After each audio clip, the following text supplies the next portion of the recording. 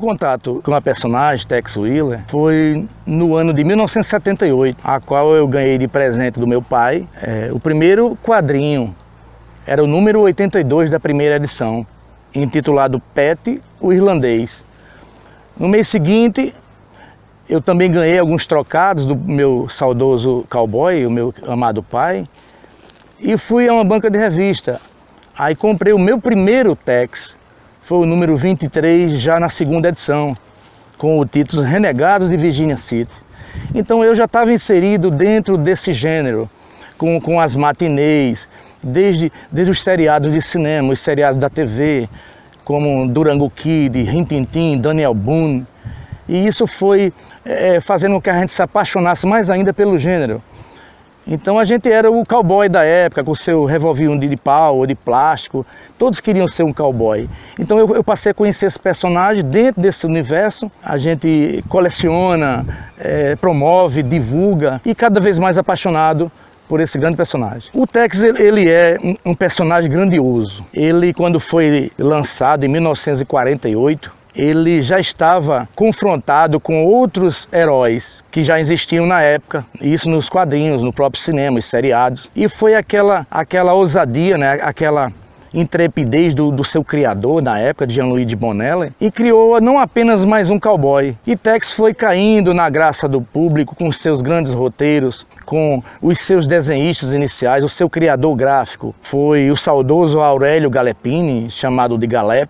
E Jean-Louis de Bonelli, ele é chamado o pai de Tex, que ele criou. E a Sérgio Bonelli Editore é uma das mais importantes, talvez a mais importante da Europa. E tem cerca de mais de 30 personagens, mas Tex continua sendo o carro-chefe. Então há 70 anos ininterruptamente, Tex é editado no mundo. É editado em 18 países na sua língua pátria. E no Brasil temos atualmente 11 edições de Tex em circulação. E nesse aniversário, nesse 70º aniversário, está havendo eventos na Itália, Portugal e Brasil. Está havendo em Limeira, São Paulo, na organização de Adriano Rainho, que é um dos maiores colecionadores. Está havendo uma mostra, né, uma exposição sobre a sua coleção. E na Itália, no dia 29 e 30, que é véspera e dia do aniversário, também vai haver eventos, vai ter evento em São Paulo. E modestamente a gente vai estar aqui no Clube do Filme, também falando sobre essa grande personagem. Talvez sejamos os únicos a transmitir algo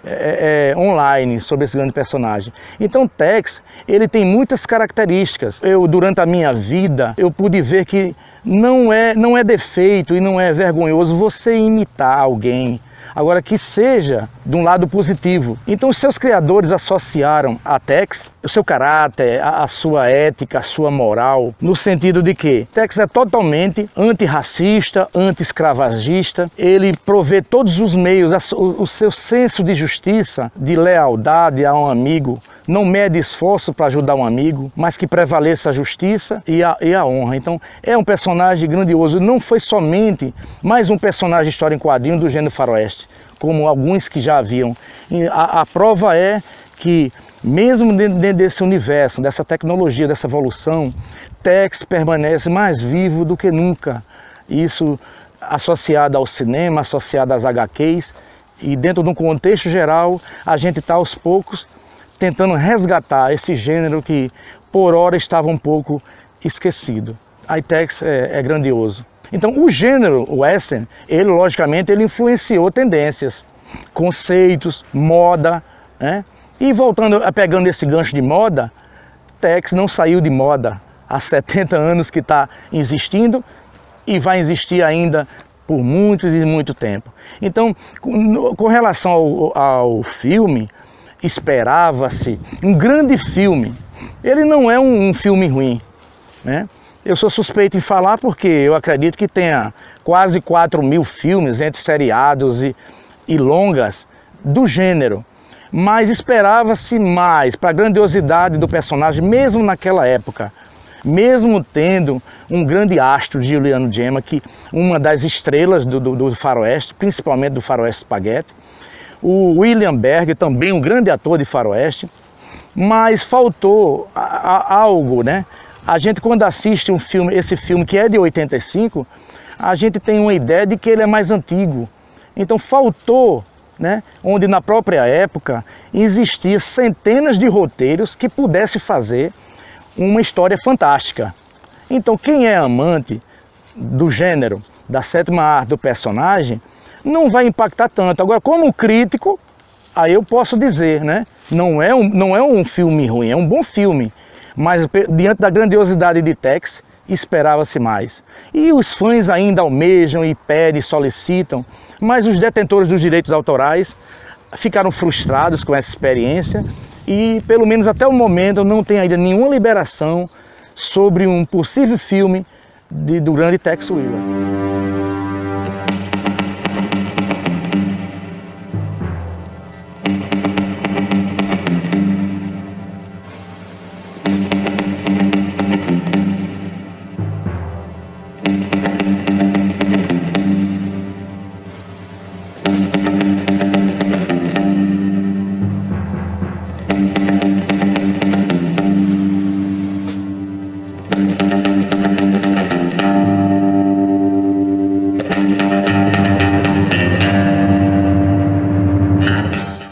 Não, eu não vejo negativo com relação à própria sua índole, né?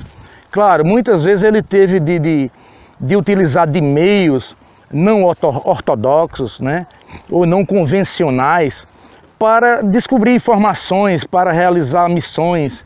Então muitas vezes, às vezes impacta. Então o Tex, quando foi lançado, não era um politicamente correto como na época do gênero do faroeste. Tex bebia, ele fumava, ele não era dado a muitos amigos, apesar de ter grandes amizades. Então a essência do personagem, que eu pude moldar o meu próprio caráter nesses 40 anos que conheço o personagem em questão, no senso de justiça, na honra, na lealdade, na fraternidade. Então você pode melhorar o seu caráter, inspirado muitas vezes num personagem que foi baseado também em caráter de outras pessoas. Então a gente pode ver, inserido nesse contexto, você pode absorver isso para a sua vida e pode definir o seu conceito de viver. Também a sua busca, a sua honradez, né? O seu amor ao filho, né? a sua devoção e o seu amor à sua esposa que foi assassinada, a sua lealdade extrema a todos os amigos. Então ele, quando tem que agir, ele não vê etnia, ele não vê classe social, ele não vê politicagem, ele simplesmente age. E a prova é há 70 anos de sucesso no mundo.